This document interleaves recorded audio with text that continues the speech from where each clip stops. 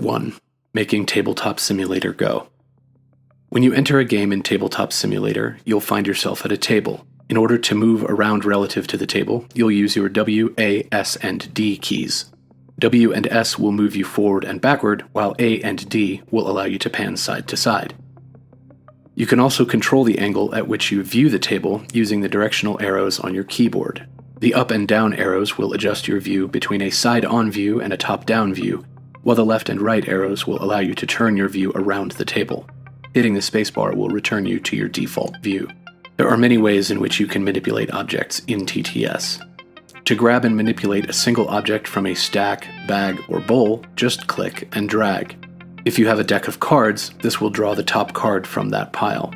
In order to grab and manipulate an entire stack, bag, or bowl, click and hold, then drag. You should see the entire stack, bag, or bowl as a whole lift off the table. In order to flip an object, such as a card, hover over that object and press F. In order to randomize an object or group, such as a die, coin, or deck of cards, hover over that object or group and press R. To rotate an object or group, hover over it and hit either Q or E, depending on which way you want to rotate the object. To draw a number of cards from a deck into your hand, hover over the deck and type in a number. After a short delay, you will automatically draw that many cards from the deck. The delay exists to allow you to type in multiple numbers, so typing 1 and then 0 shortly afterward will allow you to draw 10 cards. To view an object such as a card up close, hover over that card and push the Option button on Mac or the Alt button on PC. In Leviathan's Children, each player will have a hand of cards. In order to prevent other players from seeing what cards you have in your hand, be sure to draw them to the area of the table where your Steam ID appears. This area is your dedicated hand. Although you will be able to see these cards, others will only see the backs of them. You can freely arrange them and observe them up close without any other players seeing what you're holding. Part 2. Playing Leviathan's Children. In Leviathan's Children, players take on the role of a leader who acts as a representative of one of the 11 elements, the primal forces in the universe. These forces are all working to increase their influence in the universe by taking control of various inhabited planets. Each game of Leviathan's Children happens in a number of rounds depending on that game's number of players. Each round of a game will involve players attempting to assert control over a planet on behalf of their element. There are two ways to assume control over a planet. The first path to victory involves amassing the most powerful army. This is called a submission victory. The second pathway lies in winning the hearts and minds of that planet's inhabitants and is called an adoration victory. Let's look at the basic components of the game. Each player starts with a leader card. At the top of this card, you'll see the following information: the name and portrait of the character, the element that character represents, that character's homeworld, and which elements that character can choose as part of their army. At the bottom of the card, you'll see additional information important to that character's playstyle, including one or more special conditions related to that character's behavior during the game. Each round of play is represented by a planet card. On each planet card, we see the name of the planet, the sentient population of that planet, an AP goal, and one or more special conditions called planetary effects. These planetary effects may significantly alter the strategies that players use to attempt to gain control that round. Control of worlds is accomplished by summoning forces. There are four main kinds of forces: melee units, ranged units, heroes, and spells. In the case of technology, spell forces are replaced with tech forces. In the case of melee and ranged units, the top of the card will list the unit name and type in the top bar, as well as an image. Someday. The bottom of the card will include that unit's submission and adoration point values and either a piece of flavor text, or, if the unit has a special ability or limitation, that special condition will be described. Note, there are a few unit forces cards marked Flex, which can be played in either row. In most ways, heroes behave identically to other unit forces, with one major exception. Once in play, they are generally immune to the effects of spells and cannot be the target of spells, whether friendly or enemy. Most hero cards can be played in either the melee or ranged unit rows at their player's discretion, but a few have either an M or an R at the top of the text specifying that that card must be played in the melee or ranged row, respectively. In the case of spells and tech, the name and type are listed at the top, along with an image. At the bottom of the card, a description of the behavior of the spell or tech is given, including its effects and whether it can be played on an opponent's turn. The SP and/or AP effect of the spell or tech is also listed, as is the duration of the spell or tech and how it can be played. The major difference between spells and tech is that tech cards can target and affect even units that state they are immune to spell effects or cannot be the target of spells. This includes heroes. Some units and leaders require the use of a die, coin, or counters. These have been supplied in the setup for Leviathan's Children in Tabletop Simulator. Setting up a game of Leviathan's Children. Before play begins, players must select their leader, primary forces element, and secondary forces element, and then create their decks. To determine which player will select a leader and play first in round 1, each player draws a Worlds in the Balance card at random. The player who draws the planet with the highest population goes first. One important note on the structure of this universe and on selecting leaders is that the elements exist on a kind of continuum or wheel. Each player's forces deck will consist of cards from 2 of these elements, which must be adjacent to each other on this diagram. To begin, player 1 chooses a leader card and takes the forces supply which matches that leader's element. This will be that player's primary element.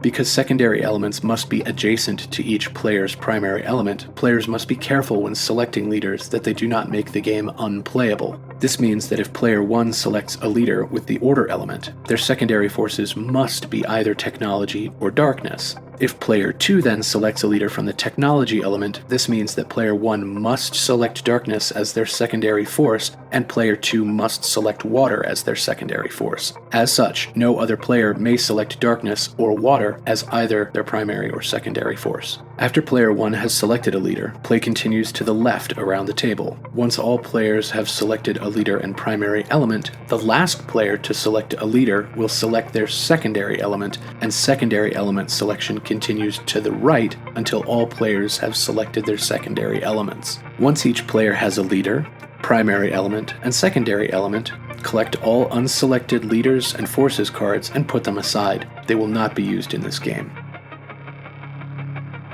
In order to finish setting up player forces, each player selects one hero from their primary element and puts their unselected heroes into the out pile at their seat.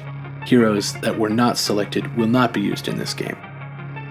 Each player will then select 20 cards at random from their primary element supply and 10 cards at random from their secondary element supply. They will combine these 30 cards with their selected hero and shuffle them together, then place them face down in the indicated deck space on their mat.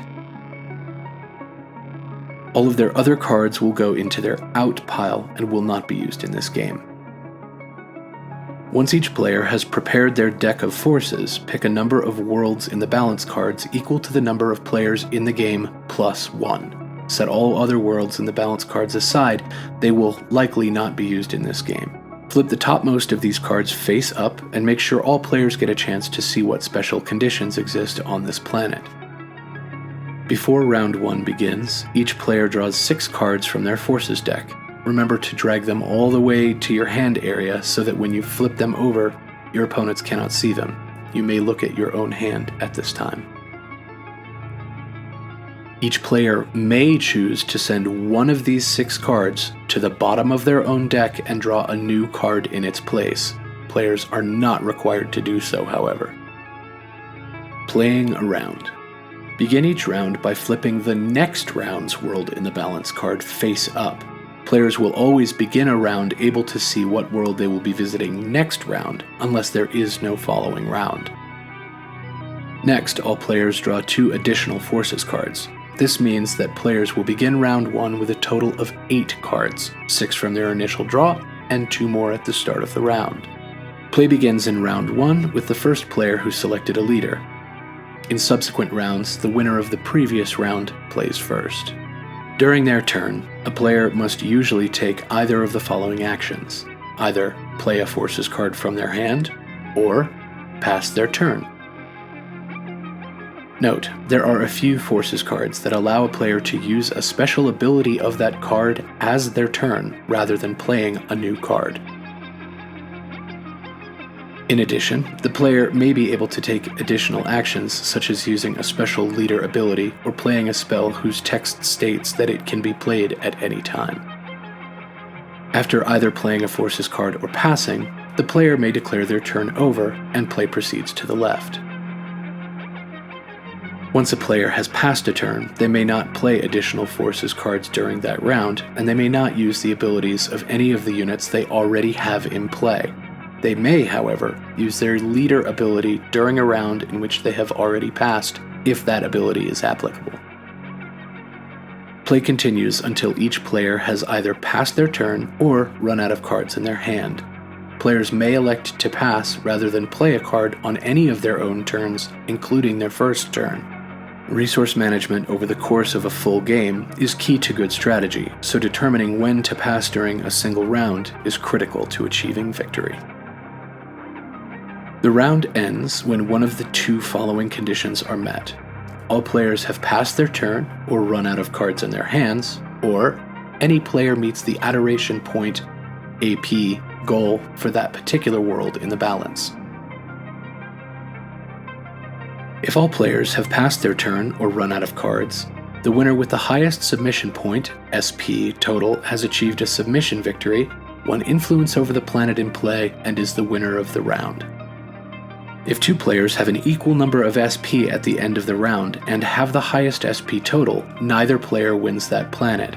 An additional world in the balance card is drawn from the pile of unused worlds and is added to the bottom of the worlds in the balance in play pile, and the planet which resulted in a draw is sent to the pile of unused planets.